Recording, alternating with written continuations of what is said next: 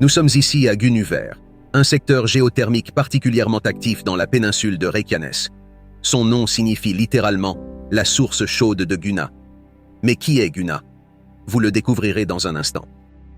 Contrairement à Geysir, la particularité de ce lieu est que le dégagement de vapeur est constant, à l'image d'une cheminée d'usine, mais avec des températures oscillant entre 100 et 300 degrés.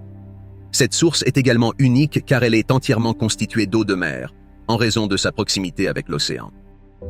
D'ailleurs, vous pouvez apercevoir le phare de Viti à l'ouest. Les sols autour de la source sont très impressionnants, présentant des variations de rouge, jaune, orange et même de bleu, ce qui est inhabituel. Vous pouvez vous approcher, en toute sécurité, de cette source chaude depuis plusieurs plateformes d'observation en bois.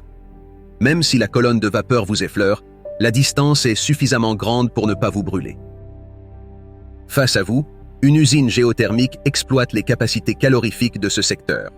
D'ailleurs, Reykjanes signifie « la terre des fumées », en raison des nombreux spots comme celui-ci, et notamment à proximité du lagon bleu. Alors, qui est Guna? La légende raconte que ce lieu doit son nom à la sorcière fantôme Guna. Voici une histoire typiquement islandaise.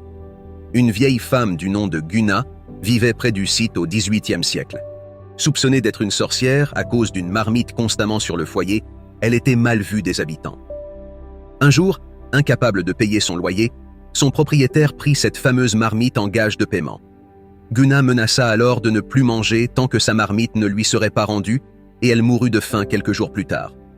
Au lendemain de ses funérailles, on retrouva le corps du propriétaire mutilé, puis ce fut celui de sa femme. On dit que le fantôme de Guna continua de hanter la péninsule, rendant de nombreux habitants hystériques.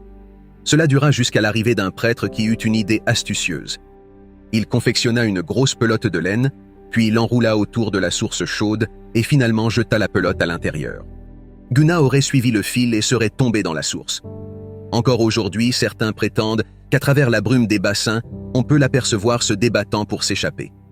En Islande, les fantômes sont souvent décrits comme étant malveillants, brutaux et vengeurs. Cette histoire en est une belle illustration.